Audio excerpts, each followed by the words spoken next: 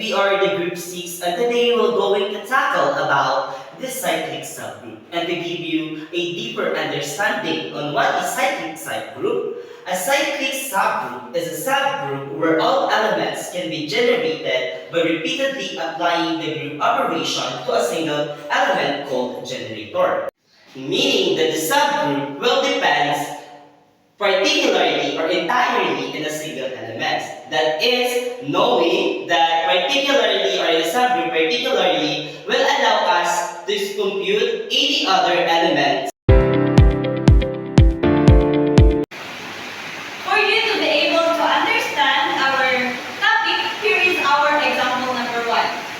Suppose that tree is an element of integers and look at all the multiples of Integer. as I said, this is 3 integers equals to negative 3, 0, 3, 6, and so on. And then, using the binary operation, 3 minus 3 is equal to 0.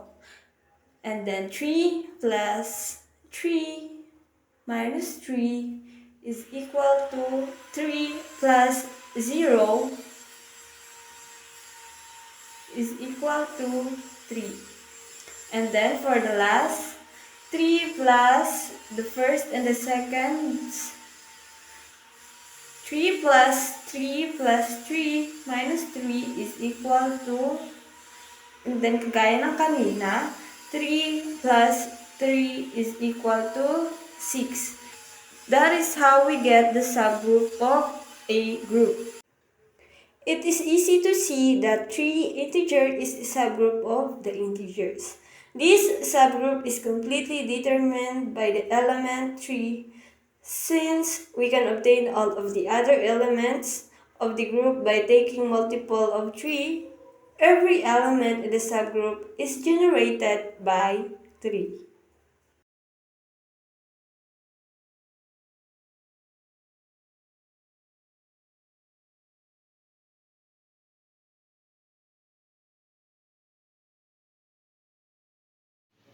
Now here's another example. If h is equal to 2 raised to n such that n is element of integer, then h is a subgroup of the multiplicative groups of non-zero rational numbers.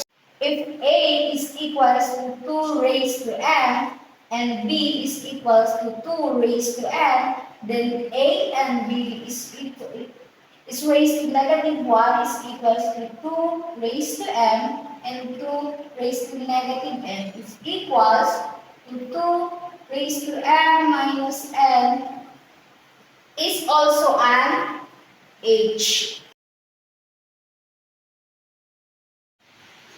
So in a cyclic subgroup, we have a theorem, the theorem 4.3. So it's stated or show that let G be a group A, be any element in G. Then the set of A generated is equal to A raised to K such that the K is the element of integers.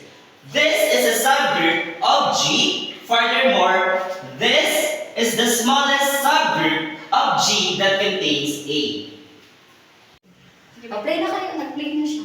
To prove the theorem 4.3, here's the proof.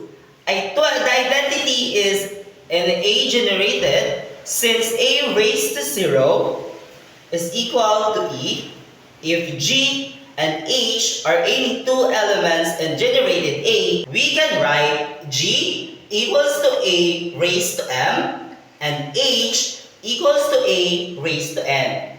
For some integers, M and N, so G, H is equal to A raised to M, A raised to N is equal to A raised to M plus N.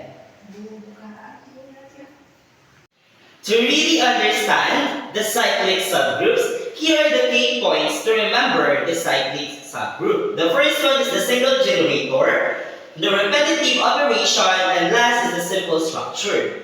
Single generator because a cyclic subgroup is defined by a single element. Repetitive operation because in cyclic subgroup, the generator is repeatedly used to create all the elements of the subgroups. The last one is the simple structure because in cyclic subgroup, it has a simple and predictable structures that makes them easier to understand and work with.